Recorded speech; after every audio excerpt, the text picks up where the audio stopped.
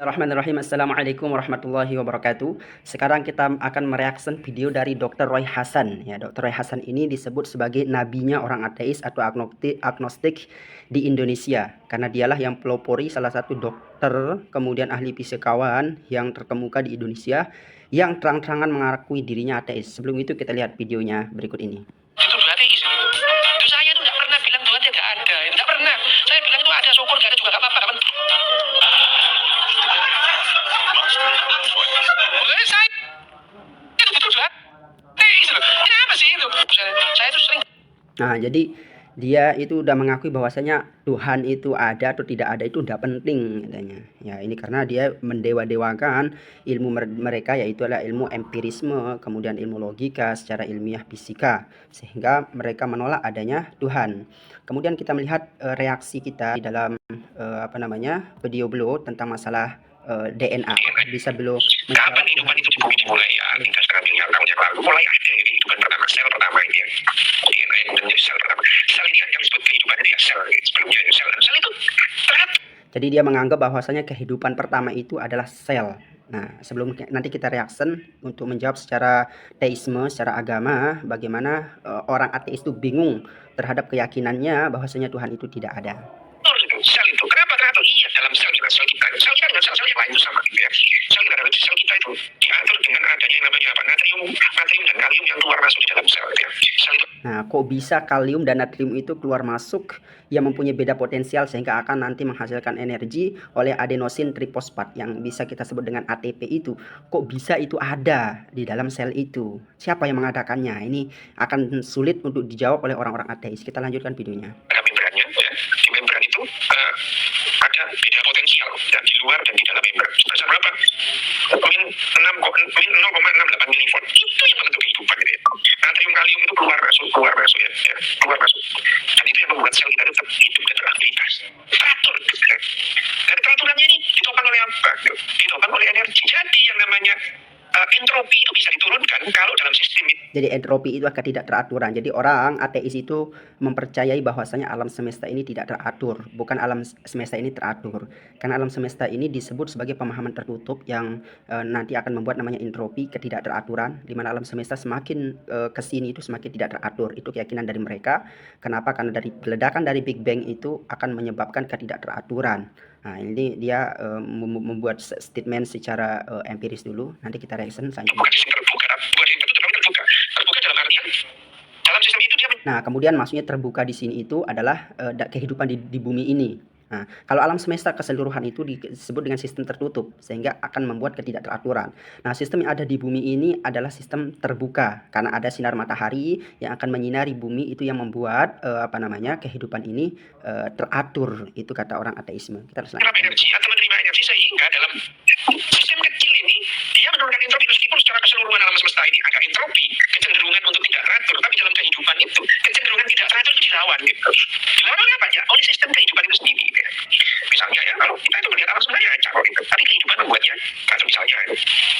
Dalam misal tadi itu teratur siklusnya. Natrium masuk dipompa keluar, kalium keluar dipompa masuk, kalsium masuk dipompa keluar. Yang memompa apa gitu ya? Natrium kalium itu dipompa oleh yang namanya natrium kalium pump gitu. Kenapa kok bisa jalan natrium kalium pump gitu? Apa energinya? Apa bahan bakarnya yang keluar pompa? ATP gitu ya. Nah, ini dia udah masuk ke statementnya bahwasanya yang memompa natrium kalium pump itu disebut dengan ATP atau itulah singkatan dari adenosin trifosfat ya. Adenosin trifosfat ini nanti dia dibuat juga, bayangkan, energi yang menggerakkan DNA untuk menjadi RNA untuk mentranskripsikan gen-gen kita, seperti bagaimana rambut kita, kemudian bagaimana bentuk mata kita, bagaimana kulit kita apakah hitam atau putih. Nanti DNA itulah yang membentuknya. Di sana bahasa kita chips di dalam makhluk hidup itu namanya adalah DNA. Makanya kita sering disebut dengan tes DNA. Nah, nanti DNA itu akan mentranskripsikan bentuk keseluruhan makhluk hidup itu ke RNA. Nah, nanti RNA ini dia itu akan dibantu oleh asam amino. Nanti asam amino itu nanti akan nanti mereka RNA, kemudian asam amino itu nanti akan membuat sebuah polipeptida nanti di dalam hati. Akan tapi nanti pembuatannya itu nanti di mitokondria atau di sitoplasma, maaf, dan juga nanti di ribosom. Nah, nanti pembuatannya di sana. Nah, akan tetapi nanti pertanyaan nih logisnya itu kok bisa ATP itu ada, adenosin trifosfat itu ada, sehingga membuat nanti protein yang akan membentuk keseluruhan alam semesta, kehidupan yang ada di bumi ini gitu. Nah, nanti di mana ATP ini nanti dia terdiri dari 3 ya, gula ribosa dan juga 3 fosfat. Maka disebut dengan adenosin trifosfat. Gula ribosa dan juga 3 fosfat alfa, beta dan juga gamma. Nah, nanti pertanyaannya balik lagi, kok bisa ATP itu ada gula ribosa? Oh, itu dari makanan kita dan seterusnya. Nah, berarti secara tidak langsung di sana itu tidak bisa dijawab oleh orang ateis. Kok bisa ATP itu bisa menggerakkan DNA, dan DNA itu kok bisa mentranskripsikan bentuk-bentuk makhluk hidup itu, kemudian nanti akan disambungkan oleh RNA. Ini adalah sebuah secara ilmiah ini bisa menjawab dan juga bisa tidak menjawab apa pertanyaan dari orang ateis ini. Coba kita lihat selanjutnya. ATP itu ribuan tahun kita nggak tahu, baru tahun 60-an, tahun 69 baru kita tahu tentang ATP. Jadi bayangin aja dokter itu tahun 50, 40 nggak tahu itu apa ATP, itu nggak tahu.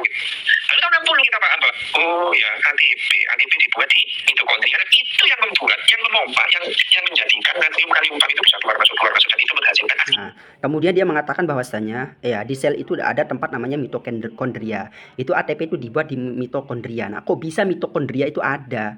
Nah, mitokondria itu ada itu yang membentuknya siapa? Nah, itu pertanyaan yang tidak akan bisa dijawab oleh orang ateis. Mitokondria itu dibuat oleh siapa?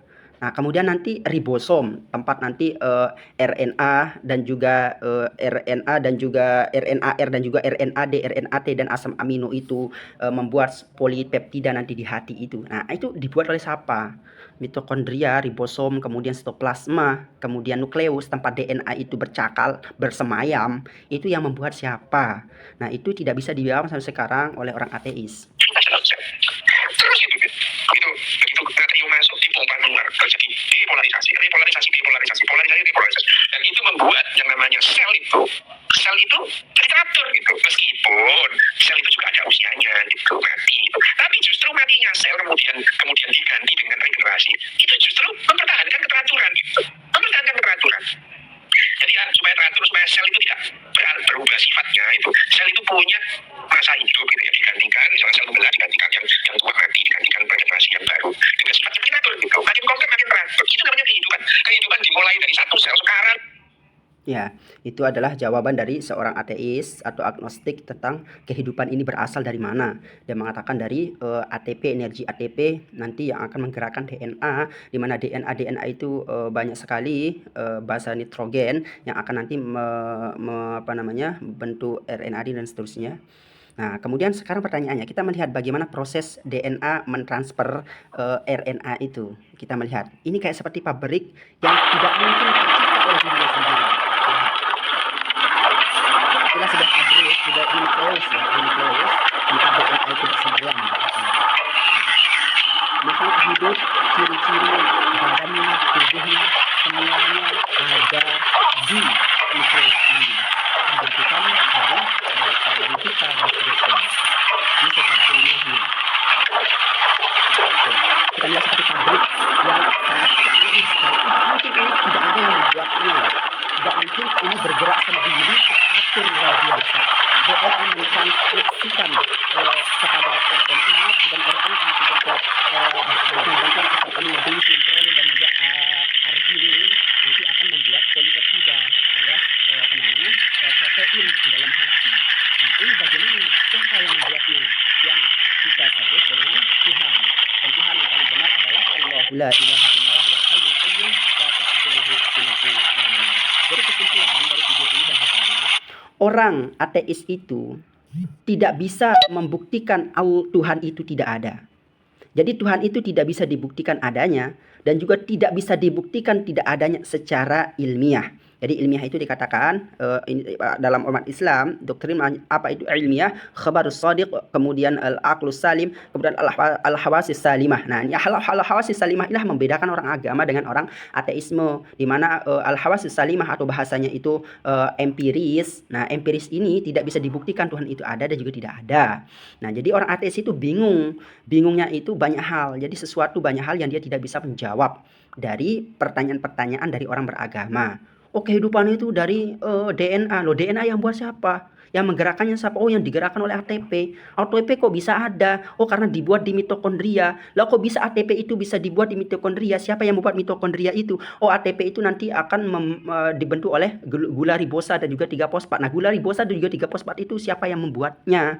Ya, seperti itu. Jadi kesimpulannya bahwasanya orang ateis itu seolah-olah dia mengatakan HP itu tidak ada yang membuatnya. HP itu digerakkan oleh namanya chips. Nah, chip itulah yang menggerakkan HP. Padahal dia tidak sadar chip itu dibuat oleh manusia. Nah, jadi seolah-olah manusia itulah yang membuat HP. Kenapa? Padahal HP itu digerakkan oleh chips itu. Chip itulah yang membuat banyak hal di HP. Tanpa chips, HP itu tidak bisa bergerak, tidak bisa yang lain. Seperti itu. Jadi dia mengatakan, aku tidak percaya yang membuat HP itu manusia. Kenapa? Dia bisa dibuat oleh dirinya sendiri. Yang menggerakkannya siapa? Namanya chips. Tapi dia tidak sadar bahwasanya yang membuat HP itulah manusia. Begitulah kiasan dari makhluk hidup ini. Katanya makhluk hidup ini tidak ada yang membuatnya. Yang membuatnya itu ada di nukleus dari DNA yang dibantu oleh energi namanya ATP, adrenalin trifosfat, atau itu sama dengan chips yang ada di HP itu. Pasti ada yang membuatnya. Semoga ini bisa membentengi akidah kita, karena banyak sekali di TikTok, kemudian di YouTube itu akun-akun dari orang-orang ateis itu udah ribuan. Bahkan kemarin waktu beberapa Januari kemarin itu mereka membuat usulan supaya agama itu ditiadakan di dalam KTP dan juga di kartu keluarga, dan dia udah masuk ke Mahkamah Konstitusi dan alhamdulillah ditolak ya. Hadanallahu wa iyyakum ajma'in. Assalamualaikum warahmatullahi wabarakatuh.